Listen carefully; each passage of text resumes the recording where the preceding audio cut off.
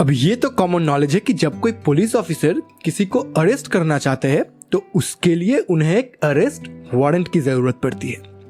पर क्या आपको पता है कुछ ऐसे भी सिनेरियोज होते हैं जहां पे अरेस्ट करने के लिए या उससे पहले कोई भी अरेस्ट वारंट की जरूरत नहीं पड़ती, यानी कि बिना अरेस्ट वारंट के पुलिस ऑफिसर उन केसेस में किसी को अरेस्ट कर सकते हैं। आज वैसे ही कुछ सिनेरियोज के बारे में बात करेंगे। But before we get into that, first and foremost ये समझना जरूरी है कि ये वारंट होता क्या है। So a warrant is an authorization issued by the judicial authority or the magistrate to the police or any other authority to enable them to arrest or search a premises etc. तो अगर हम specifically arrest की बात करें तो basically court police को ये permission दे रही है कि हाँ जाइए और इस बंदे को अरेस्ट कीजिए, and only then the police can arrest an individual. But when can the police arrest without such authorisation? तो इस व्हेन का जवाब मिलता है सीआरपीसी के सेक्शन 41 में। यहाँ पे 9 ऐसे सिनेरियोज दिए गए हैं जहाँ पे police without an arrest warrant किसी इंडिविजुअल को अरेस्ट कर सकते हैं। सिनेरियो नंबर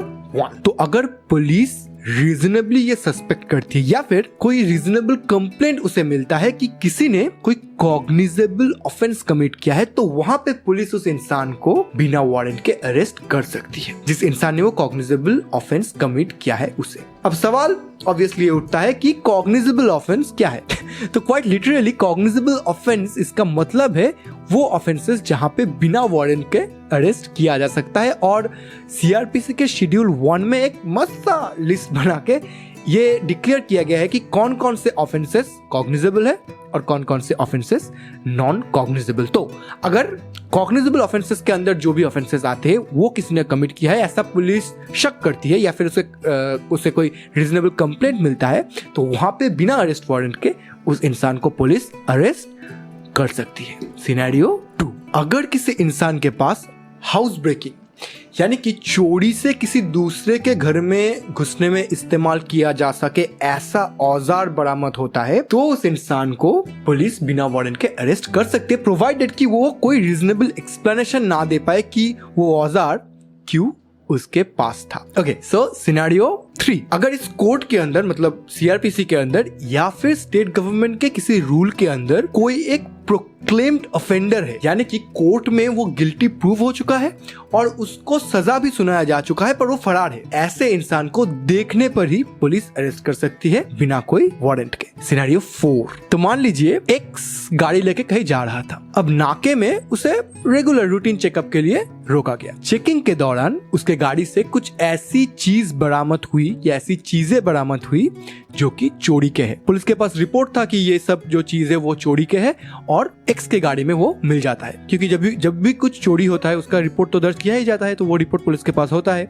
नॉर्मल सा चेकिंग हुआ, उसमें वो चीजें उनके गाड़ी में मिल जाता है। अब पुलिस देन एंड देयर उसे अरेस्ट कर सकता है। तो इसका मतलब क्या है कि अगर किसी के पास से चोरी का कोई सामान, चोरी का चीज बरामद होता है तो उसे बिना वारंट के अरेस्ट किया जा सकता है। सिनेरियो नंबर 5, ये पॉइंट इतना क्लीशे है कि अगर किसी को ये पता नहीं है तो मैं सरप्राइज्ड हो जाऊंगा। अगर कोई किसी पुलिस ऑफिसर को अपनी ड्यूटी करने से रोकता है तो उसे बिना वारंट के देन एंड देयर अरेस्ट किया जा सकता है। सिनेरियो 6, ये इंटरेस्टिंग है। कोई भी इंसान who is suspected of deserting any of the armed forces of the union, he or she can be arrested by the police without an arrest warrant। अब यहाँ पे सवाल ये है कि deserting an armed forces का मतलब क्या होता है? सीधे शब्दों में इसका मतलब है without permission और without any authorization अपने मिलिट्री पोस्ट को abandon करना परमानेंटली, और आर्मी एक्ट के तहत इसका सजा मौत तक हो सकता है।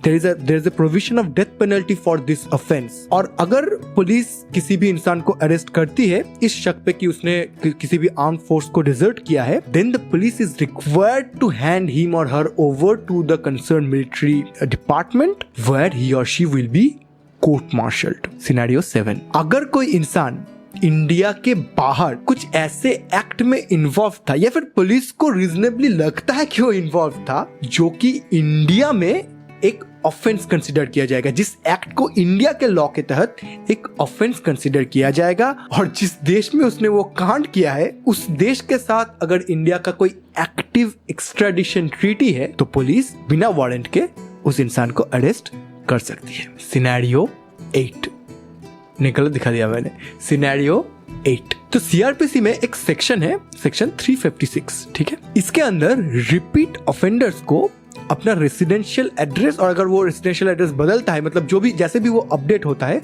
वो स्टेट गवर्नमेंट को कॉन्स्टेंटली अपडेट करना पड़ता है उनको, रिपीट ऑफेंडर्स को। तो इस प्रोविजन के लिए अगर स्टेट गवर्नमेंट कोई रूल बनाता है तो जब उस रूल को कोई तोड़ता है, उस रूल को कोई फॉलो नहीं करता है, कोई रिपीट ऑफेंडर, स्टेट गवर्नमेंट को नहीं बता रहा है कि वो कहाँ जा रहा है वगैरह वगैरह, अगर वो करता है तो वहां पे पुलिस उसे बिना वारंट के अरेस्ट कर सकता है। अब आखिरी पॉइंट, सिनेरियो 9।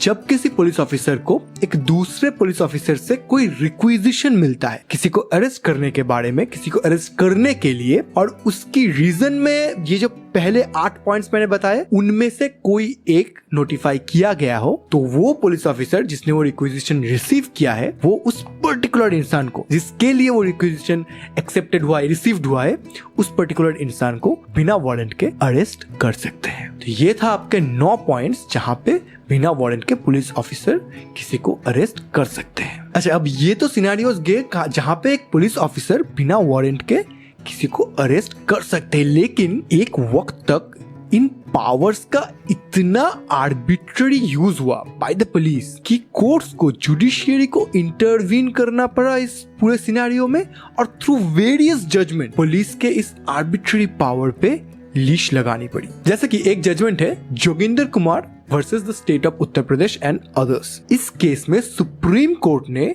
ये ऑब्जर्व किया कि जस्ट बिकॉज एक पुलिस ऑफिसर के पास ये पावर होता है कि किसी को बिना वारंट के वो अरेस्ट कर सकते हैं, इसका मतलब ये नहीं कि वो आर्बिट्ररीली उस पावर का इस्तेमाल करे। इस पावर का इस्तेमाल करने पे उसका रीजन जस्टिफिकेशन पुलिस को प्रोवाइड करना पड़ेगा, और अगर ऐसा नहीं हुआ, पुलिस ऐसा ना कर सका, तो वो अरेस्ट अनलॉफुल अरेस्ट या फिर अनलॉफुल डिटेंशन कहलाया जाएगा। एक और बहुत फेमस केस है इस पूरे मामले के regarding, DK Basu versus the state of West Bengal. इस केस में सुप्रीम कोर्ट ने एक पूरा गाइडलाइन बना दिया है regarding the procedure of arrest, and every police officer making arrest should abide by such guidelines। उन्हीं गाइडलाइंस में से एक है कि जब भी पुलिस किसी इंसान को बिना वारंट के अरेस्ट करती है तो within 24 hours of such an arrest, police has to produce that person, the arrestee,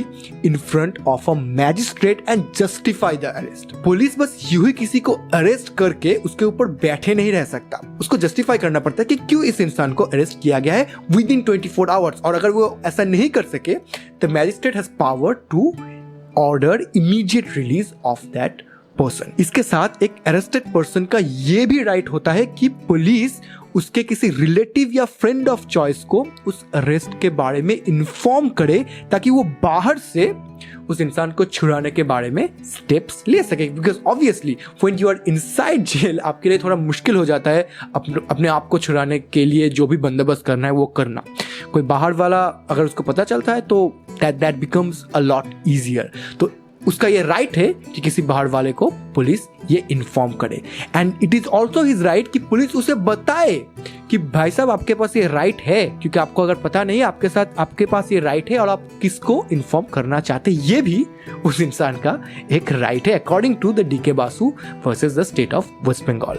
और ऐसा हर एक अरेस्ट पुलिस थाने में जो जनरल डायरी होती है उसमें लॉग करना इज अ मस्ट, आपको ये करना ही पड़ेगा, ठीक है। And apart from that female arrestees के लिए अलग से डिटेंशन सेल्स, और फीमेल अरेस्टीज को अरेस्ट करने के वक्त वहां पे किसी महिला पुलिस ऑफिसर या महिला कांस्टेबल का मौजूद होना, और as far as practicable during evening, between evening and morning, so शाम 6 बजे से सुबह को 6 बजे तक, इस वक्त के अंदर एज फार एज प्रैक्टिसेबल किसी महिला को अरेस्ट ना किया जाए unless there is a very exceptional circumstance. ये सब गाइडलाइंस भी जुडिशियरी ने बना के थ्रू वेरियस केसेस पुलिस के ऊपर इम्पोज किया है to safeguard the citizens from such arbitrary actions of the police. Alright, तो ये था डिस्कशन कि पुलिस कब बिना वारंट के किसी को अरेस्ट कर सकता है और आफ्टर अरेस्ट उसका क्या प्रोसीजर होता है। Obviously now this discussion was not exhaustive. अगर आप